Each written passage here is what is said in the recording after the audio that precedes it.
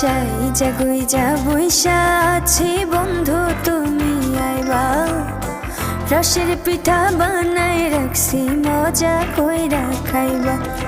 সাইজা গুইজা বইসা আছি বন্ধু তুমি আইবা, রসের পিঠা বানাই রাখছি মজা কইরা খাইবা।